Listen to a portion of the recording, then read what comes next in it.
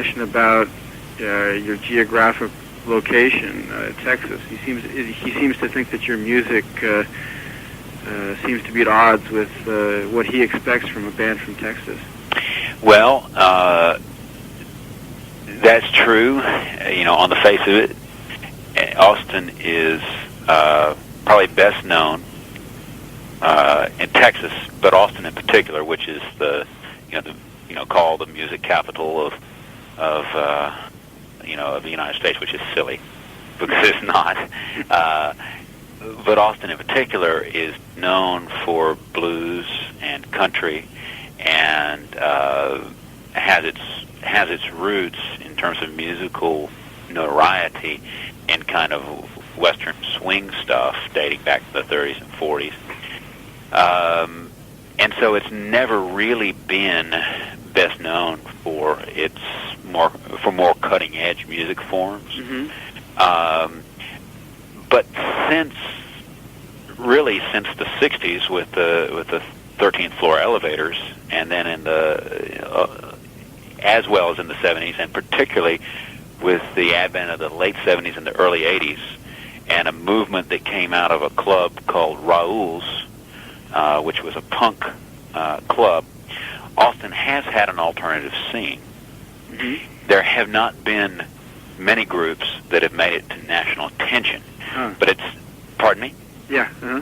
There have not been many groups that have made it to national attention, but there's always been a fairly vital alternative music scene since I've been here. Mm-hmm. I would say that in terms of the emphasis of where the musicianship is in Austin, doesn't tend to be in my circle as much. It's been more of a reactionary strain of music because the indigenous music forms are more conservative. It's known for blues and Austin city limits and kind of cowboy music. Mm-hmm. Austin, however, is a very hip town. It's been a sort of hippie haven since the 70s. Mm-hmm. It's very liberal politically, Mm-hmm. which really puts it at odds with the rest of Texas. So, in as much as the observation is, gee, this music doesn't seem to be very Texas-like in its orientation, the city of Austin is unlike anything else in Texas. I see. So that's the best way I can answer it. There have been lots of great groups over the past 10 years in the scene of which I am a part, and a lot of those, I'm sure none of those you've heard of. They just haven't really made it. Mm-hmm. The one that made it the highest national prominence is probably Poi Dog Pondering. Poi Dog Pondering, right. Poi Dog Pondering had a couple of albums out on Columbia. Mm-hmm. There was a group, the group that I saw that inspired me to move to Austin was a group called Zeitgeist, who later became the Reavers, led by a fellow by the name of John Crosland, who just produced a new demo by us. And so there are a lot of music fans for what we do here. Yeah. Is Timbuk 3 from Austin? Timbuk 3 is from Austin. They actually moved here from somewhere else and sort of connected with the Austin scene. I think they came from Madison. Mm-hmm. And immediately upon arrival, they kind of hit it big. So I don't think we tend to think of them as much as part of our world, but they certainly are quite good. Mm-hmm. And I haven't heard anything they've done recently. Mm-hmm. But I think around the time I first graduated from college and moved here, their first record came out, and it was quite a smash. Yeah. We hear that you used to do music that was a bit more experimental. That's right. I started off in the deep end and swam to the shallows. Yeah, when I first got involved with music, I hooked up with a cellist who was mostly into Fred Frith and Bela Bartok and Eric Satie, and he successfully confused me for 2 or 3 years, and then we parted ways. I didn't really write songs as much as just sort of these experimental little numbers, and we were really just kind of goofing around. The first song I wrote and brought into the group seemed to sort of terrify the group, and it was really a song. It had a couple of choruses and verses and hooks, and that's when I kind of discovered that that's what I did the best, and the group really took shape as a result of that. We happened to be calling the group at that time Cotton Mather, but it wasn't the same group at all, and that group broke up, and I started a new group and just used the same name because we couldn't really think of another one. So when did you arrive at the style that you currently... Well, I put together this band in 1992, in the winter of 92, November, I guess, 92, and we made a single in 2 months later, and the single was Payday and Misinformation, was the B-side. And that's really sort of when the group got its voice and took shape, and I started writing a lot of material that just suited that group. I'd had after parting ways with the cellist, I'd taken about a year off and decided that I really didn't want to make music that had as its primary aim to prove to people that I could have gone to graduate school if I'd wanted to. I thought that was not necessarily the right idea, or that hurt people, just something real. The stuff we did was very atonal and jarring and nervous and kind of coffee-driven. Coffee-driven.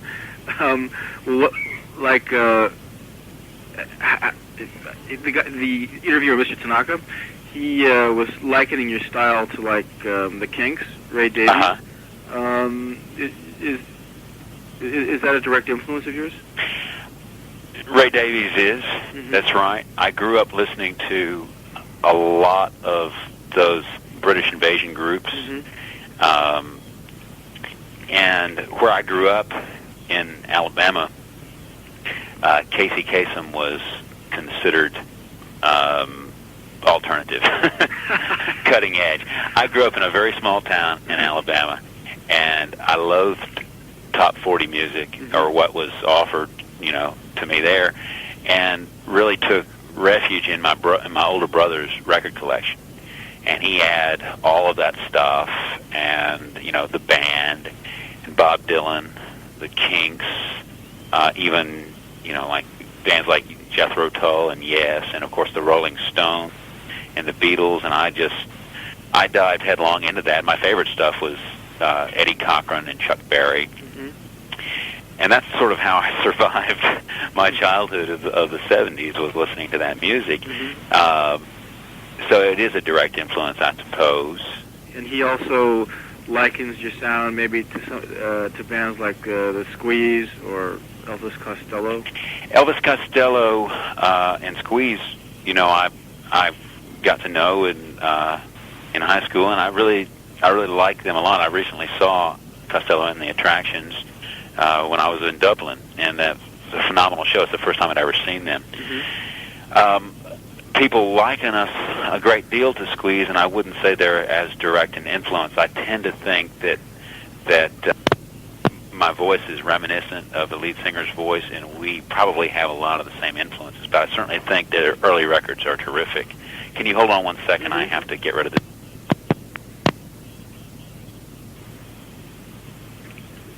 Yeah. They were someone trying to sell me something, I think. Bad. They claim to be a research center. Of course. Right. Well, what else? Research are you doing? You're researching the best way to sell a condominium.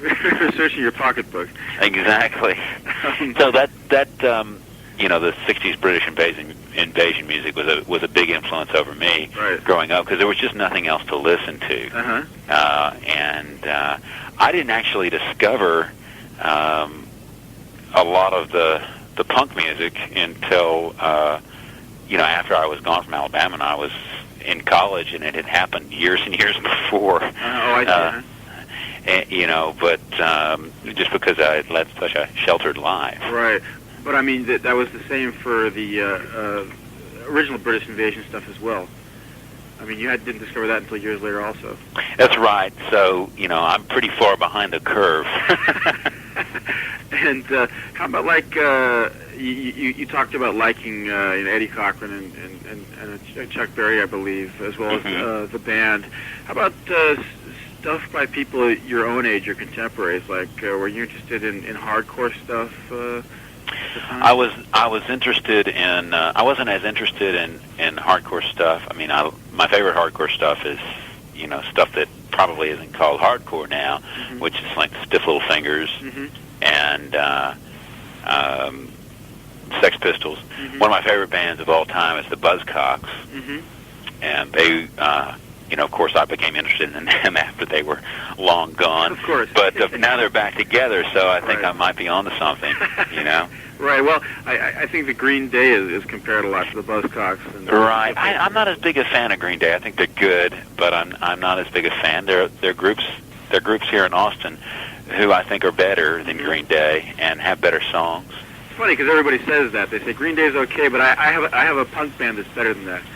Well, then that probably should be a pretty good indication that we're all full of shit, because then Green Day must be really great if everybody says that. I mean, I do hear that a lot. Right. Well, so-and-so is way better than Green Day ever was. Well, those guys must have something on the ball because, they've kind of blown the whole thing wide open, and I don't think you can just attribute that to a record company declaring them the messiahs of this new movement. They did it, and they've been around for 5-6 years before that record hit. So there's something that they're doing that people need to hear. The question here that next is about, like, how do you place yourself within the scheme of things overall? How do you place yourself within the lineage of this sort of rock and roll history? Well, I don't really think that much about, where we do or don't belong. I think that we're fairly unique unto ourselves in terms of what we're doing and the time that we're doing it. I think that there's certainly, in the live band, there's certainly a contemporary aggressiveness and edge that you don't get as much on the record because of the production, and nothing against the record. But I think it's a little bit clearer when you see the band live.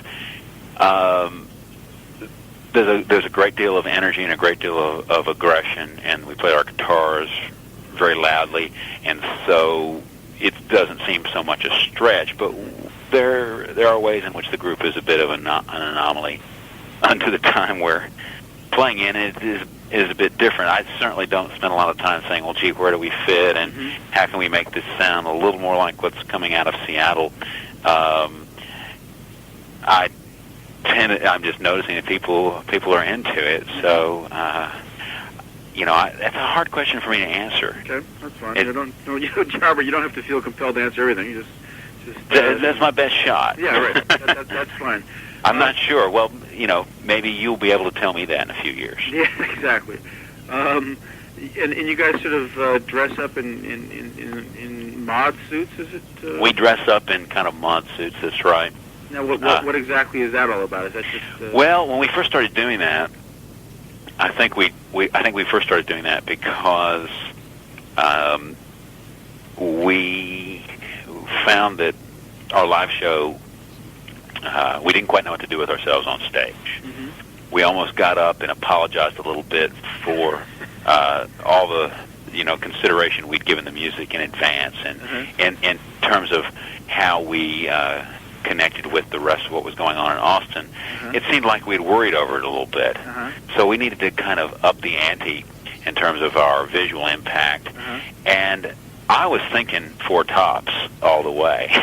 Four Tops? I was thinking that we needed to dress up like the Four Tops, like an old Motown act. Right. And, of course, we had overlooked the fact that we weren't tall and sleek and black, and that we were short and stubby and white. So immediately people started saying that we looked like the Kinks, which didn't really bother me that much, or the Zombies.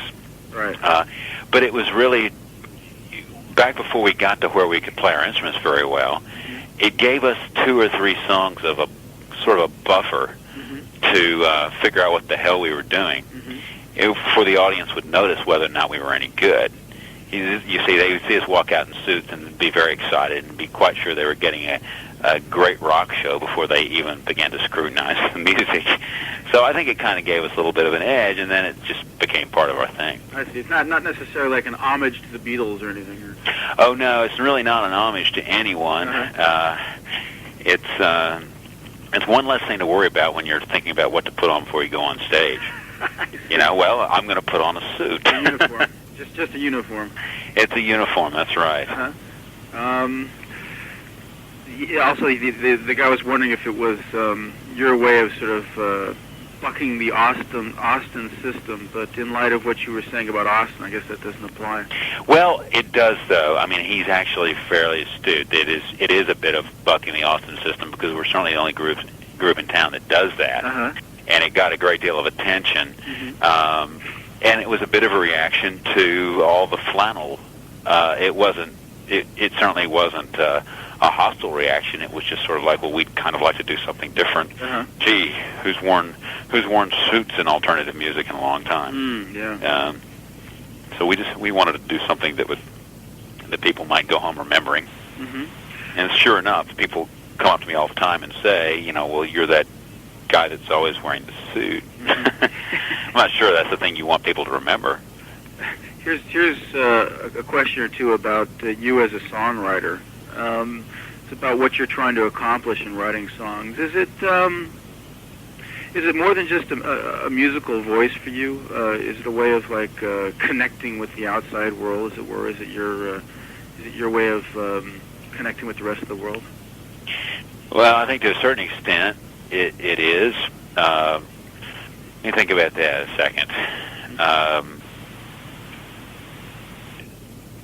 I think that you hope that in expressing something intimate onto, you know, something meaningful onto yourself, that if it has appeal to other people, that you know, that's a good thing. And I think a question you always have when you write a song is, well, is this only going to be important to me, or will anyone else be into this? And I just happened to find early on that you know, excerpts from my diary, if you will, were kind of interesting to other people. It's certainly not a conscious process. I don't sit down and think about, well, what can I write that is going to sell records or people might like. On the contrary, I write something and say, well, you know, surely they're not going to be into this, and then, you know, we just try it out. But it's certainly an attempt to reach people. A lot of, you know, writing songs is a highly personal process and very, very, very vulnerable.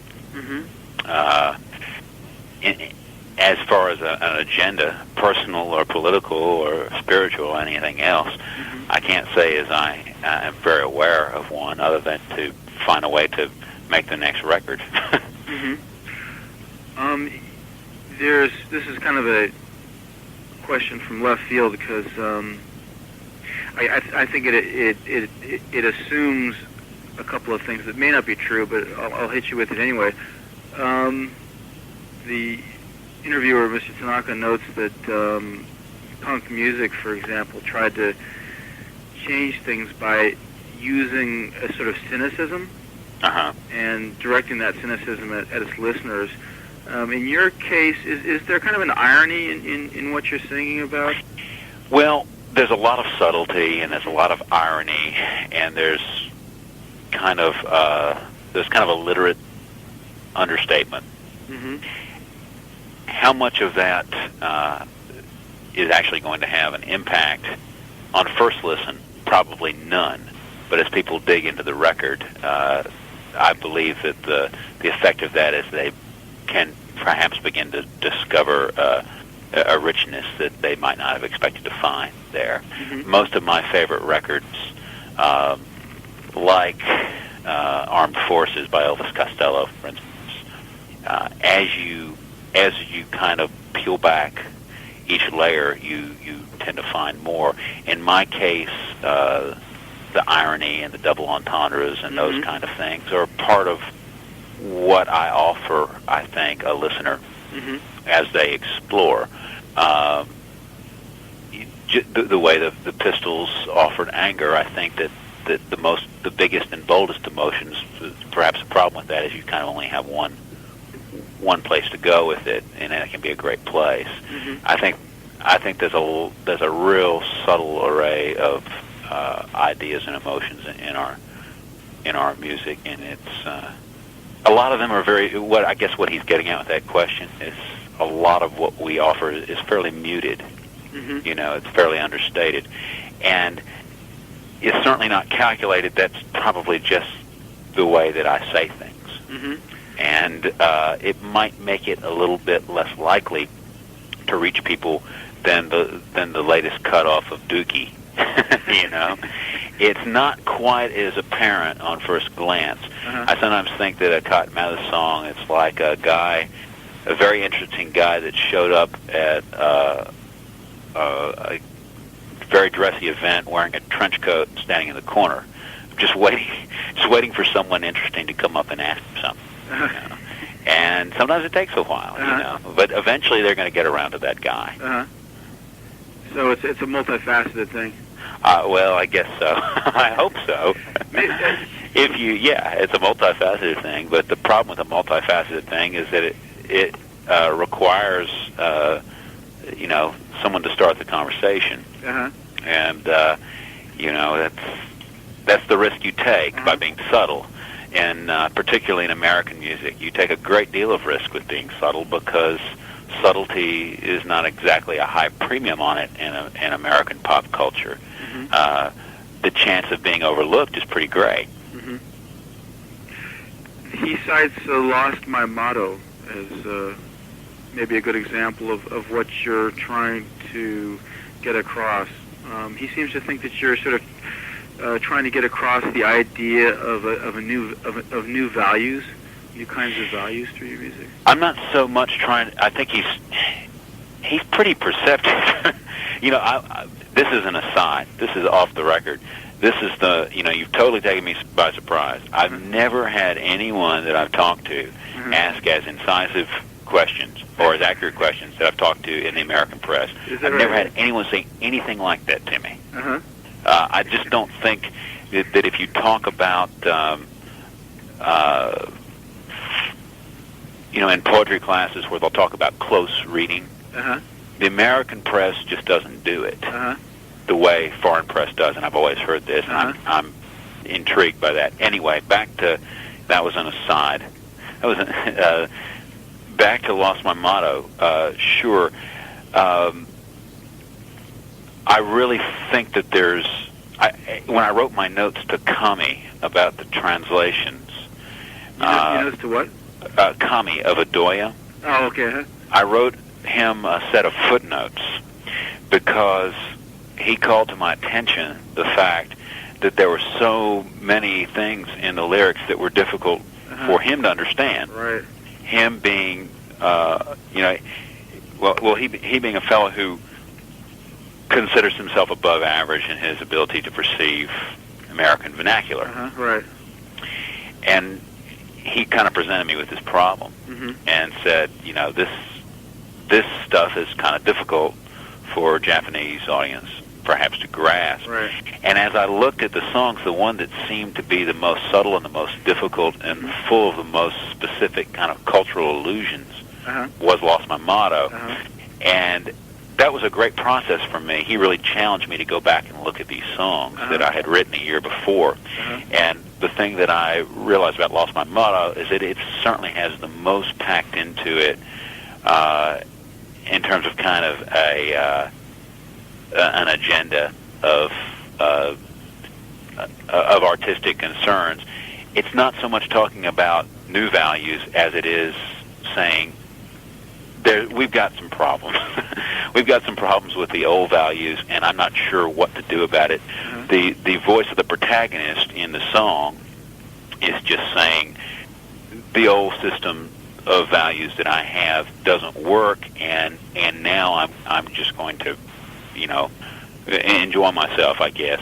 There's sort of a hedonistic angle as well as kind of some sadness and longing in there.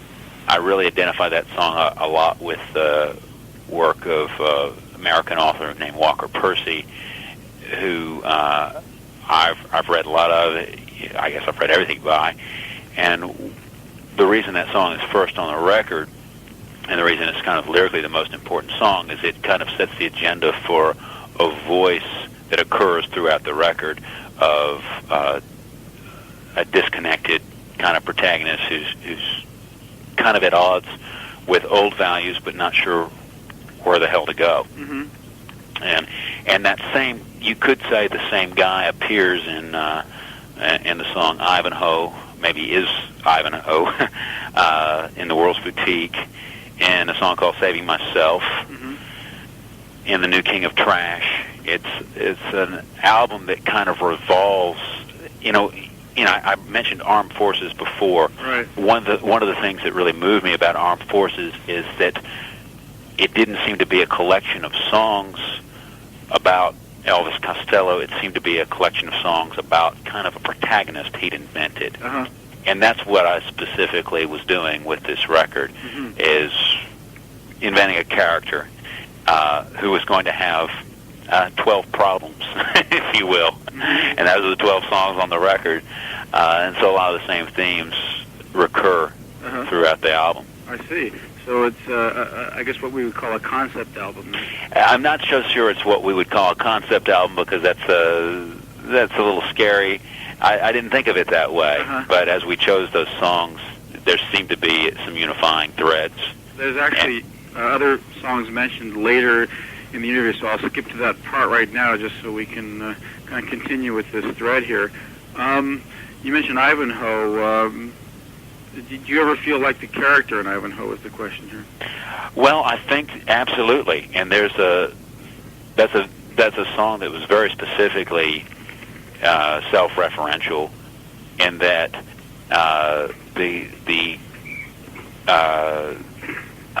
how can I say this?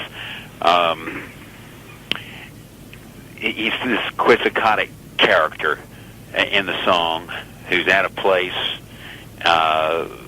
with the world and acting inappropriately chivalrous mm-hmm. through the song is what the song's about. That, and there's certainly a parallel in that we're a band playing these songs that sort of harken back to days gone by, mm-hmm. yet turning off our guitars really loudly and trying to break into MTV, not unlike Don Quixote tilting at the windmills. I mean, there's something certainly self-referential about it, and funny. Mm-hmm. We're joking about ourselves there, mm-hmm. as much as anything. How about let's see, he mentions a couple other songs here. Across the Rubicon, you talk about crossing a river. What exactly is that supposed to be symbolic of? Well, Cross the Rubicon is probably the one song on the record where it's a little more of an upbeat, sort of optimistic song. I don't know if he knows what the Rubicon is, but it's the river in Italy that Caesar crossed when he Caesar crossed the Rubicon, and once he had done this, it was the beginning of the end, mm-hmm. or was it the beginning of the beginning? I'm not quite sure. I'm actually looking up in the dictionary, but there's an expression which means to cross the Rubicon once you've gone beyond the point of no return. Mm-hmm. Is the expression, and so it says in the dictionary, a limit when passed or exceeded permits no return. Mm-hmm. Caesar crossed it with his army in 49 BC to begin a civil war, and so it's simply a metaphor for taking a chance, I suppose, mm-hmm.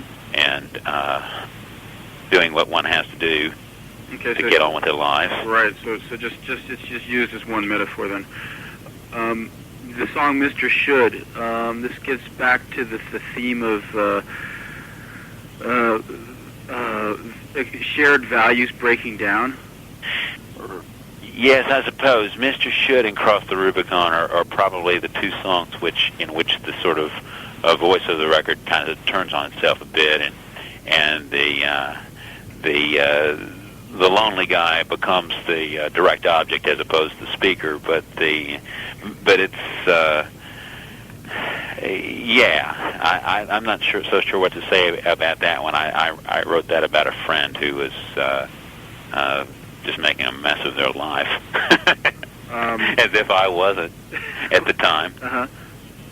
But it was about maybe people in flux or people whose values are breaking down. Well, people in flux who can't seem to decide between following their own dreams or the world of work. Mm-hmm. It's about a guy who's highly self-destructive. Mm-hmm. Let me see. I'm just trying to. There's a couple more questions here about how this. We were talking about "Lost My Motto" a moment ago. Well, I'll give you some information there that he might not have picked up on. Mm-hmm. Does he mention the song "Saving Myself" at all? No. That's one that Kami brought to my attention as a particularly difficult song to receive, and that's a song that works on a three-way pun that Mr. Tanaka might not be aware of. So I think that's a real critical song to the record. Mm-hmm. I mean, if there is such a thing, but it ties in with the "Lost My Motto." The song is called "Saving Myself," mm-hmm. and it plays on the notion of let's see, what am I trying to say here? Well, the first obvious meaning of that is to rescue oneself, mm-hmm. and then the next meaning would be to save oneself. Save myself. The song's about this is kind of running parallel in the song about sort of religious concerns, mm-hmm. needing a savior. So I don't need to be saved. The first verse is something like, by you.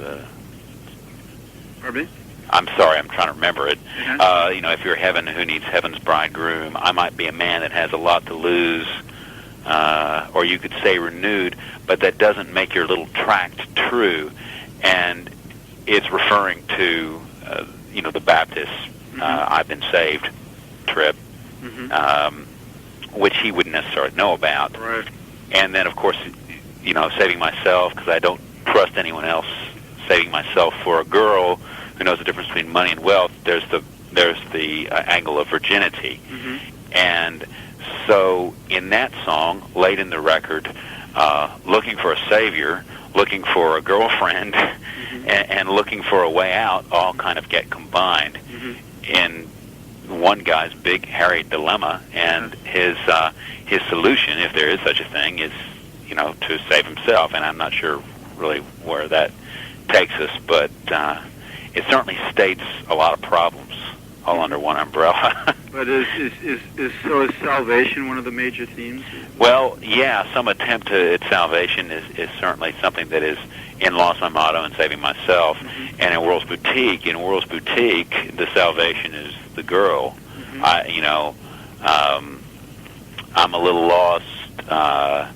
At least I've got her bright, shining objects cosmology is the line. And the guy just decides that being surrounded by all this wonderful worldly stuff is going to be good enough, mm-hmm. at least tonight. Mm-hmm. I'm very uncomfortable talking about my words, and there's nothing that drives me crazier than someone quoting someone else's lyrics, but quoting your own is just heinous. in my opinion. So I'm just trying to do what I can to facilitate his understanding of this stuff, because so much of it, I mean, saving myself, you know, Mr. Tanaka is not going to probably be familiar with the Baptist tradition of saying I've been saved, and that's very culturally specific. Yeah, that's right. I had to write I wrote a whole, half-page letter to Kami trying to explain that. You yourself, I guess, have sort of a theological background, right? I do actually. And so I guess that has a lot to do with what you choose to write about. Yes, just because, just like you, I tend to write about what I know about, and I don't venture off talking about other rainforest or something I have not a clue about, or good red wine. I happen to have studied a lot of religious traditions in college, and grown up in a pretty devout Christian home, and I know a lot about this stuff. So I've been surrounded by it since I can remember. So it's something I can refer to, and I can also speak from a fairly experienced position of understanding the problems of growing up in the States and not having a belief system that feels like it's working very well. What system? Not really having a belief system that feels like it's working very well in contemporary culture. I'm part of the generation that really broke from the church, and there's really no repercussions for that. 20 years ago, not being a part of the church community is something that you would have been made to feel ashamed about. And that's just not true now. And we have a real breakdown in terms of the workability of our mythology here now, and what's going to replace that, I certainly don't know. But I think that the more typical angle of rock and roll is to lash out at Christendom and to put Christ up on the cross and stick pins in him in the videos and do all this kind of profane stuff to show that you're cool. Right. It's very knee-jerk, and maybe it was daring in 1979, but it's done. It's really done, and I think it's a much more challenging position to try to stand in the midst of the problem and say, well, let's figure this thing out. Religion is there because people need something to link them back to meaning.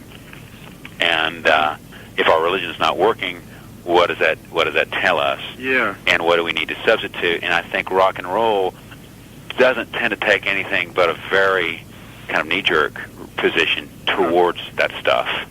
So in a way, I guess you're providing an alternative, a more sort of rational, ethical alternative. I'm actually not trying to provide anything except put myself in a situation that feels real, which is that the internal chaos and confusion that someone might feel about these issues, I simply try to portray in the songs, as opposed to taking any position at all. I'm not sure why a position needs to be taken. Well, I mean, I guess what you could be saying, though, is that your music provides people with maybe a perspective, or maybe something solid to latch on to in a world of changing values. I think so. I think sometimes people just need to know that that one option is not to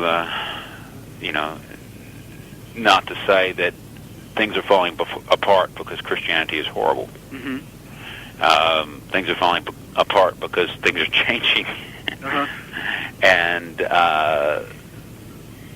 some of the longing, some of the sadness, some of the bemusement expressed in those songs is, I think, just something that's part of the condition. and it's nice. Perhaps it's nice to just talk about that. And you left, let's see, you had been going to Alabama University? Actually, I went to the University of Virginia. I grew up in Alabama. Oh, I see. Uh-huh. I went to the University of Virginia. And you were doing a master's in theology? I was going to. I finished my undergraduate, and I was starting a master's, and I decided that I really wanted to do something else.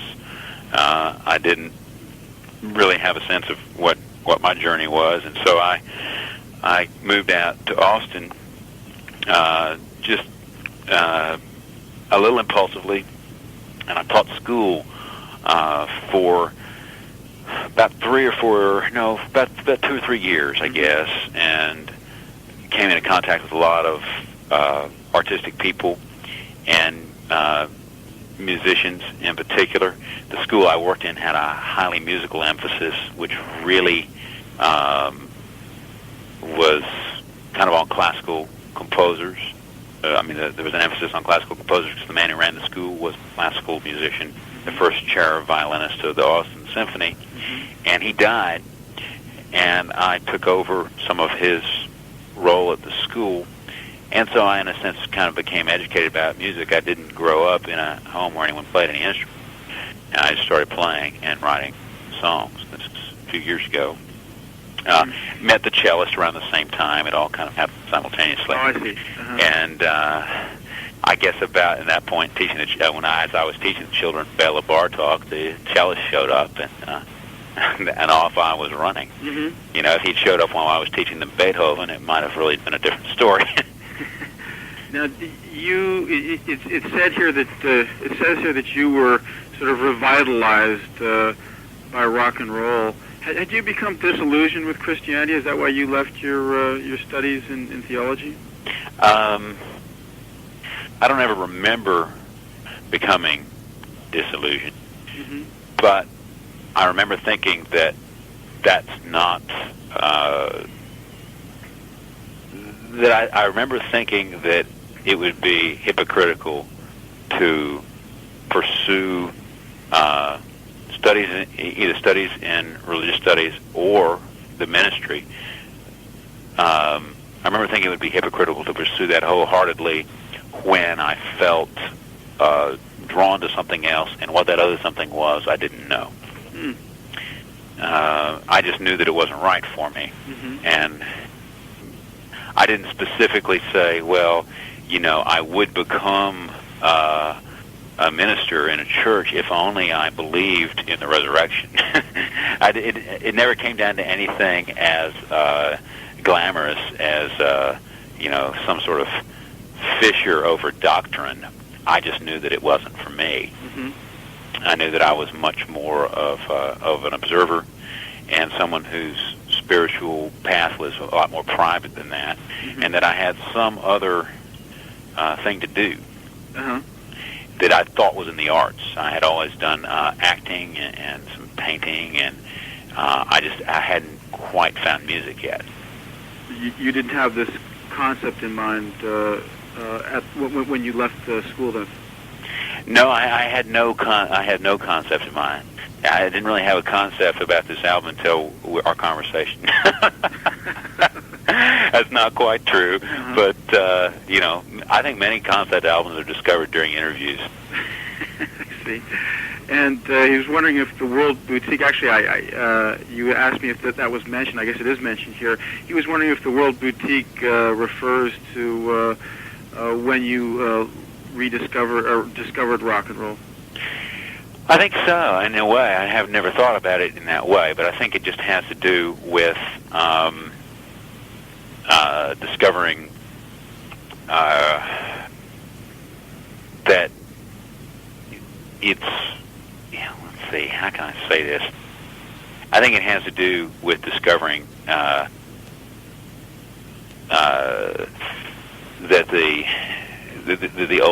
the old world, whatever that might be to me personally, certainly, and the guy in the song, that is not necessarily part of the future. There's a line in the song. The song is told from the point of view of someone who's Jewish, which I'm not. my parents named me Abraham is one of the lines in the song is my parents named me Abraham, and I collapsed from the weight of it. The song's about someone whose old world of values is just too crushing, and they find something that works better, and they don't understand why, but they know it feels good. And I think to a certain extent there was a chapter in my life that was a lot like that, in which I had to let go of a great deal of my past and just embrace something that didn't necessarily make sense to me. And rock and roll is like that. You don't sit around thinking about, well, what next note is correct. You don't think, well, we should really play the F here because that's right, and that's what Brahms would have done. You just do the thing that feels good. Right. And so there's a parallel in that respect. And Mr. Tanaka asks, is rock and roll a religion without a God? Well, it depends on whether or not you consider Sting a god. Well, maybe Sting considers Sting a god. Yeah, it just depends on. I think that Sting thinks it's a religion with a god, and he's it. And I think that there are plenty of gods like that. But for me, it's certainly godless, and it's not a religion. For me, it's not a religion. No, it wouldn't be. I would think of it as a religion. I think of it as one of my favorite things to do, and to it's an important part of my life. I don't think of water as a religion, but swimming is one of my favorite things. New King of Trash, does that refer to the deification or lionization of musical artists? It does, but it specifically is talking about the kind of, I think the place where that keys into some of the stuff that he's picking up on, which is the dissolution of old values. That song has a lot of references to the old king, who's Elvis. The song it's just sprinkled with allusions to Elvis. But if you're looking for someone who'll never get fat, I can do that. And in the song, I'm comparing myself, or the I in the song is comparing himself to Elvis Presley, and of course is calling the medium trash, which is not anything that Elvis would have called it, but it's a song about decay, about who our heroes are. All this record, if you're calling rock and roll the answer to anything, the punchline of the record is that, well, rock and roll is a sort of dissolving art form as well, perhaps. Or is it? And that's where that song has its impact. The peak moment in the record is, the voice is just playing with the piano, and then the band comes crashing in on the line, "We're no heavy fad, so there'll be no cash." It's funny and it's dark, and again, I think a lot of Walker Percy when I wrote that song. He has something which he says in one of his last interviews he gave before he died, where he said, all of my books ask one question: why is 20th century man so sad? And all of his books tell the story of a protagonist who's the grandson of a great man who is the son of an even greater man, and something has gotten watered down in the gene pool with each generation, and so the great-grandson of the great Civil War general is this kind of manic guy that's sitting on a ledge above a golf course thinking of ending it all. And I was sort of treating rock and roll with that perspective a little bit there, saying, this isn't as good as the real thing, but this is what we've got now, and I think I'm as good at it as anyone around. When did Walker Percy die? He died, I guess, 2 years ago. 2 years ago. And it's Percy, P-E-R-C-Y. Have you ever read any of his stuff? No, in fact, I've never even heard of the name before. Well, I think he's probably going to be considered one of the most highly regarded authors of the late 20th century. Mm-hmm. He's starting to be given his due now. His first book was called The Moviegoer, Mm-hmm. came out in the early 60s, Mm-hmm. and his very last book was called The Thanatos Syndrome. Mm-hmm. The Last Gentleman, which was his second book, is truly a masterpiece. I think you would really enjoy checking him out. Uh-huh. In fact, recently I was reading some liner notes on a Sam Phillips record in which she mentions Walker Percy directly, and I thought, well, I guess I'm not the only one who was Mm-hmm. intrigued by this guy. Uh-huh.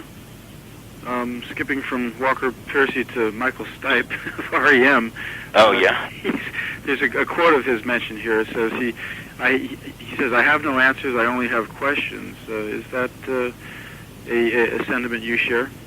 I think definitely. I mean, I think that the only answers I have is like, well, this would be a good chord to end on. Mm-hmm. The answers I have are kind of what to do with music and what to do with the lyrics. But I think the most, the most important thing that most artists do is to ask questions. Mm-hmm. And when you start trying to answer them, then you get into demagoguery. Mm-hmm. I see. Let me just, I've got like 2 questions to go. Let me just flip my tape over here, okay? Okay.